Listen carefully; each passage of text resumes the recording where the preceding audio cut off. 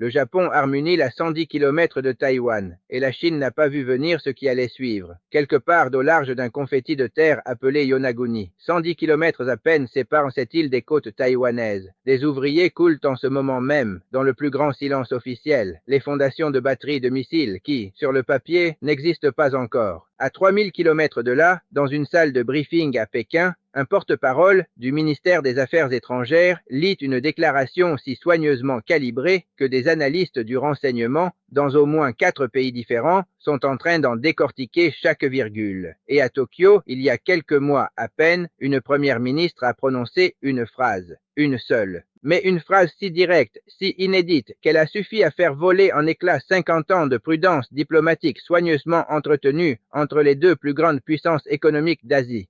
Ceci n'est pas un scénario d'anticipation, ce n'est pas une simulation d'état-major. C'est en train de se produire maintenant, sous les yeux d'un cercle restreint d'analystes de défense, pendant que le reste du monde a le regard tourné ailleurs. Dans les 15 prochaines minutes, vous allez comprendre pourquoi le Japon arme une île que presque personne, en dehors de la région, ne s'est placé sur une carte, pourquoi la Chine a brutalement cessé d'acheter du poisson japonais, pourquoi Tokyo vient de comparer, noir sur blanc, dans un document officiel, la situation en Asie de l'Est à celle qui a précédé l'invasion de l'Ukraine, et pourquoi les 18 prochains mois pourraient décider si le point le plus explosif de la planète reste sous contrôle, ou finit, pour de bon, par s'embraser. Restez jusqu'au bout, parce que cette histoire ne se termine pas là où vous croyez. Le silence qui protégeait tout le monde. Pendant des décennies, la relation entre le Japon et la Chine a reposé sur une forme de flou soigneusement entretenu. Tokyo savait que si Pékin décidait un jour d'agir sur Taïwan, la sécurité du Japon serait automatiquement engagée, qu'il le veuille ou non. Pékin le savait aussi, mais personne ne le formulait jamais à voix haute. Des générations entières de diplomates ont bâti leur carrière sur cet art très particulier de ne jamais dire l'évidence. Ce silence a volé en éclats en novembre dernier. Devant les parlementaires japonais, la première ministre a déclaré qu'une attaque militaire chinoise contre Taïwan pourrait constituer, selon la loi japonaise, une situation menaçant la survie du Japon lui-même. Traduit en langage clair, le Japon pourrait entrer en guerre. Cette seule phrase a accompli en un instant ce que des années de tensions navales et de câbles diplomatiques n'avaient jamais réussi à faire, transformer un sous-entendu en déclaration. Et dans le grand jeu des puissances, la différence entre le sous-entendu et la déclaration, c'est la différence entre une braise qui couve et un feu qui prend. La riposte économique de Pékin n'a pas pris cette sortie pour un simple faux pas. Le ministère chinois des Affaires étrangères y a vu une ligne rouge franchie et a exigé une rétractation. Tokyo a refusé. Ce qui a suivi n'était pas seulement une bataille de mots. Premier levier actionné, l'alimentation. La Chine venait tout juste de lever son embargo sur les fruits de mer japonais, en place depuis le rejet des eaux traitées de Fukushima. Cette réconciliation aura duré quelques semaines. Dès que les propos de la première ministre ont fait la une, Pékin a suspendu à nouveau les importations, cette fois en le liant explicitement à la déclaration politique, sans même prendre la peine d'invoquer un prétexte sanitaire. Une coercition économique à peine déguisée, et tout le monde, des deux côtés, savait exactement à quel jeu on jouait. Deuxième levier, le tourisme. Les médias d'État chinois ont commencé à conseiller aux citoyens de reconsidérer leur voyage au Japon, d'éviter d'y étudier, de rester prudents. Tokyo a eu beau répéter que la sécurité sur son sol n'avait pas changé. L'effet psychologique d'un avertissement de voyage ne dépend jamais de sa réalité, seulement de la croyance qu'il inspire. Le tourisme, les échanges universitaires, la coopération culturelle ont immédiatement encaissé le choc. En retour, le Japon a mis en place de nouveaux protocoles de sécurité pour ses propres ressortissants étudiant en Chine, un aveu tacite que Tokyo, lui aussi, craignait la montée des tensions. Quand la pression économique se transforme en posture militaire, une pression économique, un pays peut l'encaisser et un jour la digérer. Une posture militaire, c'est une toute autre affaire, et c'est précisément le terrain sur lequel le Japon a choisi d'avancer plutôt que de reculer. Dans les mois suivants, le ministre japonais de la Défense a annoncé le calendrier le plus précis jamais donné pour un projet dont on murmurait l'existence depuis des années, le déploiement de systèmes de missiles solaires capables d'intercepter aussi bien des avions que des missiles balistiques sur l'île de Yonaguni. Pour situer, cette île se trouve à environ 110 km des côtes taïwanaises, plus proche de Taipei que certaines îles périphériques taïwanaises elles-mêmes. Installer des systèmes d'interception aussi avancés à cet endroit n'a rien d'un signal discret. C'est une flèche géante pointée droit vers le détroit de Taïwan, et Pékin sait très exactement la lire. Le symbole va d'ailleurs bien au-delà du matériel militaire. Taïwan a été une colonie japonaise pendant un demi-siècle jusqu'à la fin de la Seconde Guerre mondiale. Pour la Chine, voir le Japon installer une infrastructure militaire offensive à portée de vue des côtes taïwanaises réveille une mémoire historique qui dépasse largement le simple calcul stratégique. Du point de vue de Pékin, et selon sa propre lecture du droit international, Taïwan est un territoire chinois. Voir le Japon se positionner comme un acteur militaire direct d'une future crise taïwanaise est perçu comme une provocation d'une gravité rare.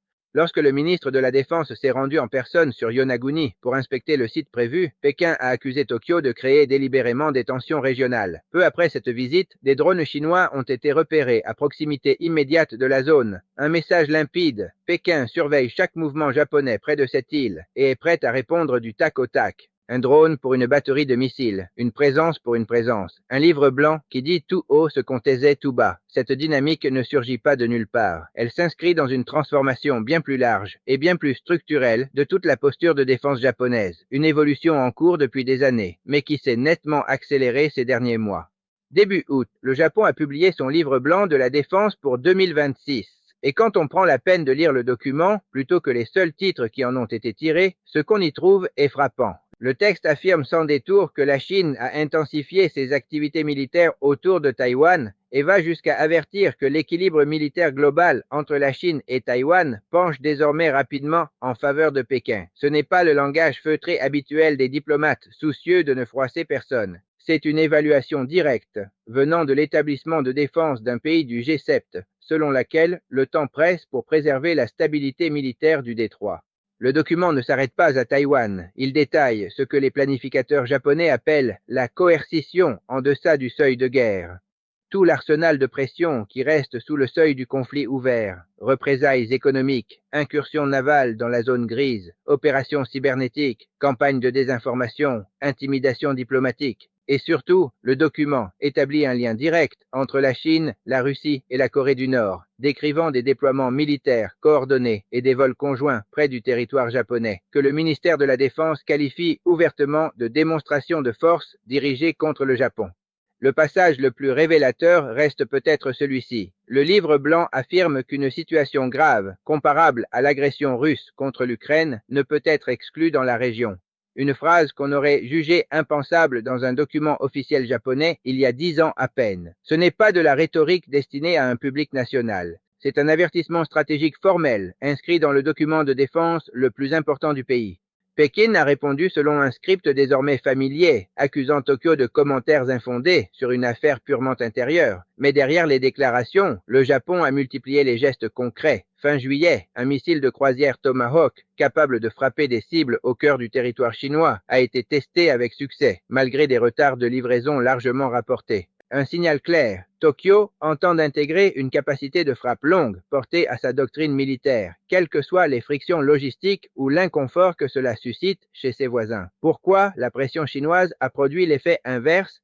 Et c'est là qu'il faut poser la vraie question. Pourquoi le Japon fait-il tout cela maintenant? Le déploiement de missiles, le test du Tomahawk, le ton inédit du livre blanc, la création de la première véritable agence de renseignement centrale du Japon depuis la fin de la Seconde Guerre mondiale. Un changement institutionnel historique passé presque inaperçu à l'échelle mondiale. La réponse, selon les analystes qui suivent ce dossier de près, tient en une phrase. La campagne de pression chinoise contre le Japon s'est spectaculairement retournée contre son objectif initial. L'embargo sur les fruits de mer, les avertissements de voyage, le gel diplomatique, tout cela visait à punir suffisamment le Japon pour qu'il recule et s'abstienne de s'impliquer dans une future crise taïwanaise. C'est l'inverse qui s'est produit. Face à la pression, le Japon n'a pas reculé, il a accéléré. Il a approfondi sa modernisation militaire, resserré sa coopération avec ses partenaires de sécurité, bâti une infrastructure de renseignement qui n'existait pas un an plus tôt. La coercition, censée diviser et dissuader, a produit exactement l'inverse, de l'unité et de la détermination. Taïwan se prépare à un conflit long. De l'autre côté du détroit, Taïwan ne reste pas non plus les bras croisés, pendant que le Japon et la Chine font monter les enchères. L'île a mené ses exercices militaires annuels, 10 jours de manœuvres intensives bâties autour du scénario d'une invasion chinoise.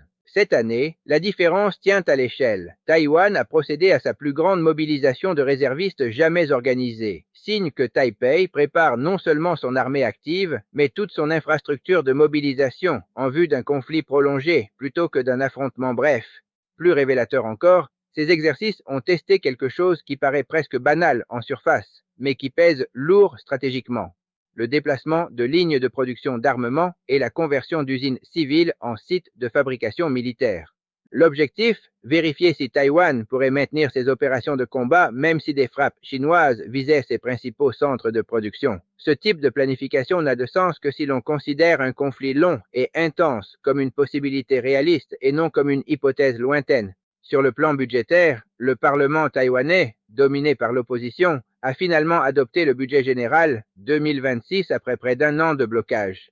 Fait notable, les élus ont validé sans aucune coupe l'intégralité des 2 milliards de dollars consacrés aux drones, preuve d'un consensus quasi unanime sur l'urgence de bâtir une capacité de guerre asymétrique par drone, une leçon tirée directement de l'observation des champs de bataille modernes ailleurs dans le monde. La bataille silencieuse, l'ingérence électorale. Il existe aussi une dimension plus discrète et plus insidieuse à cette histoire, qui ne concerne ni missiles ni navires de guerre. Selon les analystes qui suivent la stratégie chinoise, Pékin envisagerait d'utiliser les élections locales taïwanaises de 2026 comme un terrain d'essai, un laboratoire grandeur nature pour affiner ses capacités d'ingérence électorale et d'opération d'influence en vue de l'élection présidentielle bien plus décisive de 2028.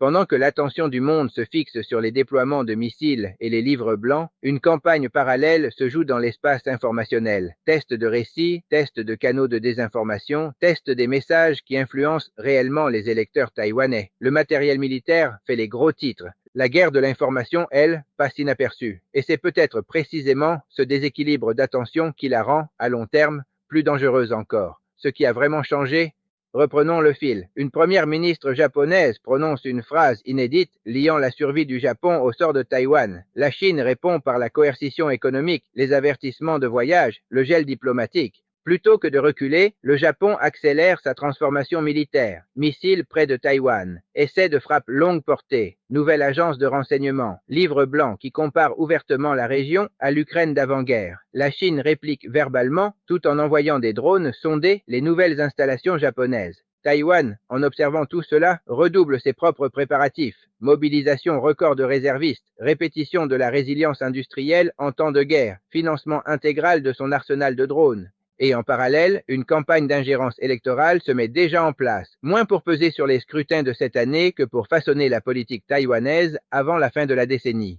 Rien de tout cela ne garantit la guerre. La plupart des analystes sérieux estiment qu'un conflit armé reste loin d'être inévitable, que la dissuasion tient encore et que les 3 gouvernements concernés ont de solides raisons d'éviter le coût catastrophique d'une confrontation directe. Mais ce qui a fondamentalement changé, ce qui distingue ce moment des tensions récurrentes des années précédentes, c'est le basculement d'une ambiguïté soigneusement entretenue vers une compétition stratégique désormais ouvertement assumée. Les diplomates appelaient cela l'ambiguïté stable, précisément parce qu'elle laissait à chacun une marge pour reculer sans perdre la face. Cette marge se réduit. Des déclarations qui restaient autrefois derrière des portes closes se font désormais en public. Des systèmes de missiles sont annoncés avec des calendriers précis plutôt que comme de vagues rumeurs. Les livres blancs de défense placent le mot Ukraine dans la même phrase que Taïwan. Et une fois qu'on a dit tout haut ce qui restait tout bas, il devient très difficile de faire machine arrière. Les prochains mois dépendront de plusieurs inconnus. Le déploiement de missiles sur Yonaguni tiendra-t-il son calendrier? La pression économique chinoise sur le Japon finira-t-elle par s'apaiser ou se transformera-t-elle en rupture commerciale durable? Les élections locales taïwanaises révéleront-elles l'efficacité réelle des opérations d'influence chinoise? Et surtout, la posture américaine dans la région, qui pèse sur chaque calcul fait à Tokyo, Pékin et Taipei, restera-t-elle constante ou d'autres priorités mondiales viendront-elles rebattre les cartes? Ce sont ces questions qui définiront le prochain chapitre de cette histoire. Et si le rythme de l'année écoulée est un indicateur fiable, les réponses n'arriveront pas discrètement. Si cette analyse vous a permis d'y voir plus clair, abonnez-vous. Cette situation évolue vite et la prochaine étape pourrait arriver plus tôt que prévu.